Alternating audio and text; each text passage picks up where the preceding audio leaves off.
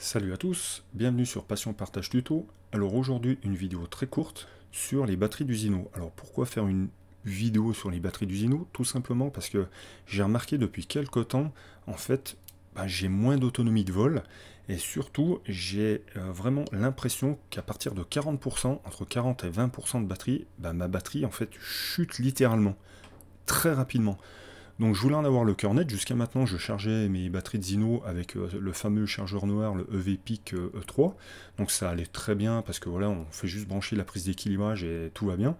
Mais donc j'ai voulu faire en fait ma propre prise de charge. Vous allez voir hein, comment je fais, c'est hyper simple, on a pour 10 minutes.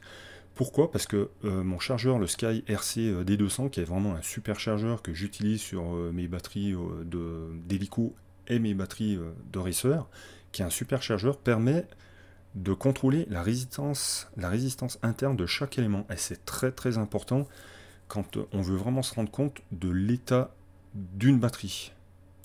D'autant que mes batteries, regardez, je note tout, mes batteries n'ont vraiment pas beaucoup de cycles. J'ai la batterie numéro 1 qui a seulement 14 cycles, et la batterie numéro 2 encore moins, qui a seulement 9 cycles de charge.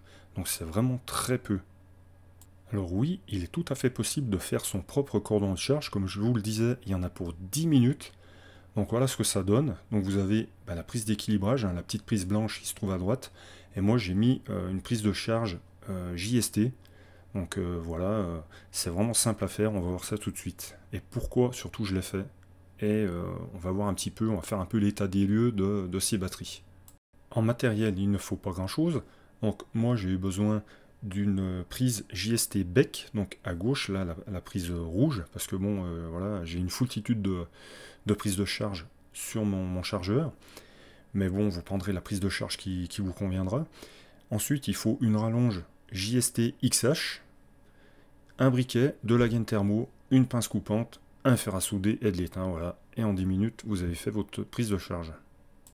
Alors sur votre rallonge JST XH, il faut couper le brin rouge et le brin noir qui englobe la pleine tension de la batterie.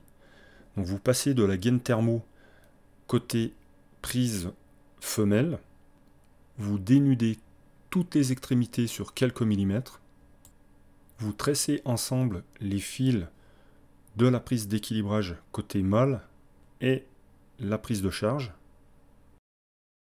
vous étamez les brins, vous étamez le tout.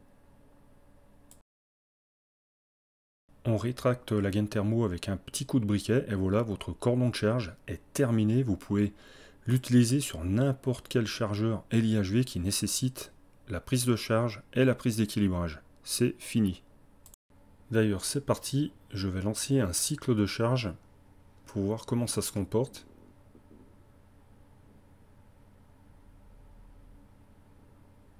Programme LIHV. Donc je sélectionne le courant à 3 ampères, puisque ce sont des 3000 mA. 3S, pas de souci.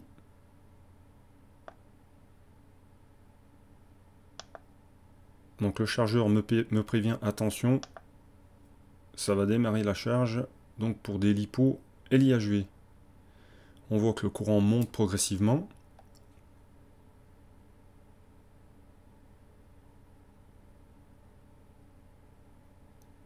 Pour venir se caler à 3 ampères. Jusque là, impeccable. On voit pendant la charge qu'il y a un élément qui est un peu à la traîne à 4,29 alors que les autres sont à 4,35. Donc le chargeur fait ce qu'il peut, essayer d'équilibrer à 2,3 ampères. Là on est proche de la fin de charge, on voit qu'il débite 0,1 ampère et l'équilibrage est parfait. Là d'ailleurs là, il vient de finir. Donc l'équilibrage est vraiment parfait. Voilà, donc là ce sont les éléments après un petit vol, donc j'ai pas complètement déchargé la batterie. On voit que là on est plutôt aux environs du mode stockage, un 3,90. Donc c'est plutôt pas mal, c'est plutôt équilibré. Mais alors qu'est-ce qui m'inquiète dans ces batteries? C'est ce qui suit. Voilà ce qui m'inquiète vraiment dans ces batteries, donc ce que je n'avais jamais vu. Ce pourquoi en fait j'ai fait cette vidéo, hein, pourquoi j'ai fait voilà, ce cordon de charge, pourquoi j'arrive à cette conclusion. Donc c'est en fait la résistance interne des éléments est vraiment très élevée, j'avais jamais vu ça. On voit que le premier élément est à 57 milliohms, le deuxième à 10 milliohms et le dernier élément à 54 milliohms.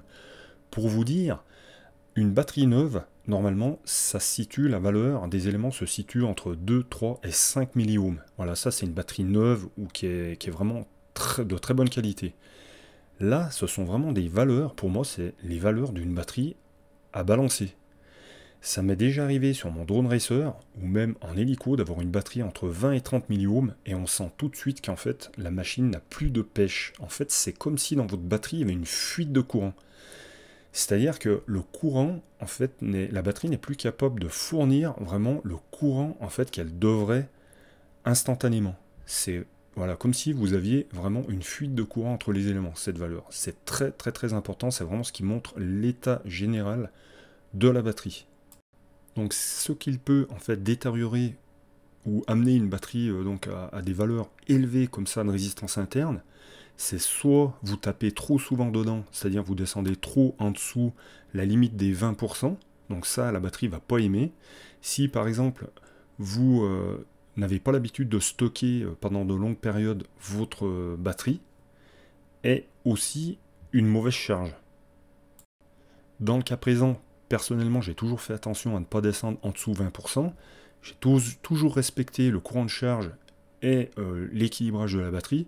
Donc là, pour moi, ce n'est ni plus ni moins que, bah, tant pis, ma foi, je vais le dire, je pense que ça vient de la qualité de fabrication de la batterie, tout simplement. Ou alors aussi, c'est vrai, j'ai oublié de vous dire, ça peut venir aussi, en fait, d'un nombre pas assez élevé en fait de C. La batterie du Zino Pro, c'est une 8C. Donc ça, en fait, c'est le courant de décharge maximum de la batterie. Je ne vais pas rentrer dans les détails aujourd'hui, c'est pas le but.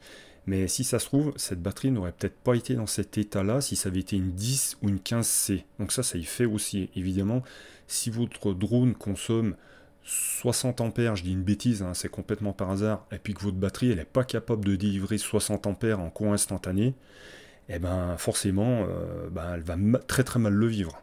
Donc ça peut être aussi une cause. Je me suis même ramusé à faire un test d'autonomie en stationnaire. Donc à l'origine du test du Zino Pro, j'étais à 17 minutes de vol en stationnaire. Et là donc je me retrouve à plus que 14 minutes. Donc c'est quand même énorme d'avoir perdu 3 minutes. Donc pour arriver jusqu'à 20% minimum de batterie. Donc vous allez peut-être entendre d'autres voix que la mienne. Parce que bon, je suis rentré au chaud à l'intérieur de la maison pendant ce temps que le drone était devant chez moi.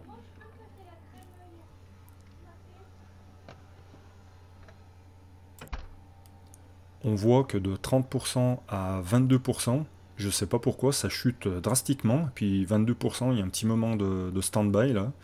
Entre 22 et 20%, ça descend beaucoup moins rapidement. Mais bon, quoi qu'il en soit, la batterie a quand même reçu. Alors, il y a peut-être aussi une erreur au niveau de l'application, au niveau de l'affichage, parce qu'on voit que 22% et on n'a plus que 10,8 volts total dans la batterie, ce qui fait vraiment pas beaucoup. On va voir à combien on finit.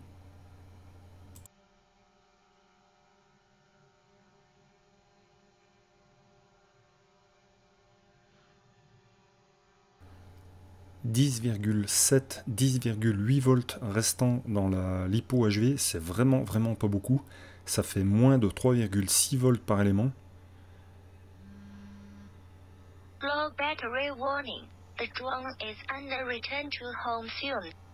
C'est vraiment peu.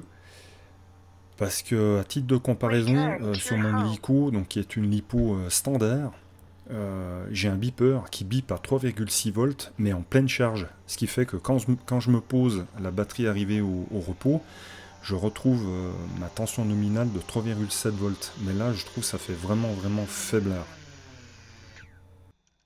Alors, à savoir que certaines marques de batteries, notamment les EPS, en dessous de 3,5 volts, elles s'écroulent. C'est-à-dire que ça vous prévient pas. Hein. C'est-à-dire que de 3,5, vous passez à 0, il n'y a plus rien. Alors malgré tout, la plutôt bonne nouvelle, c'est que malgré que je me sois posé à 20%, un petit peu bas hein, au niveau de la tension, c'est vrai, hein, la batterie donc affiche 3,8 volts par élément. On voit que c'est parfaitement équilibré, c'est même plutôt très rassurant, même impressionnant je dirais. Et donc là, on retrouve en fait notre tension nominale. Donc c'est plutôt bien, donc 20% c'est plutôt pas mal. On récupère la tension nominale 3,8 par élément. Je suis vraiment surpris. Alors c'est pour ça qu'au final, je pense me rabattre sur une Jiffy Power 4200 mAh. Pourquoi? En espérant en fait que cette batterie soit de meilleure conception. Après bon, les 4200 mAh, dans le même format, franchement, j'ai vraiment du mal à y croire. J'ai même jamais vu ça. Pour moi, c'est impossible de passer d'une 3000 à 4200 mAh en gardant le même poids taille. Ça paraît pas possible. Mais bon, voilà, donc c'est une autre marque. Je pense que je vais essayer, donc je vous ferai un retour là-dessus. Voilà, j'espère que cette vidéo vous aura aidé, éclairé, apporté quelques petites précisions. Et je vous dis à bientôt sur Passion Partage Tuto. Merci de me suivre. Ciao, ciao, bye!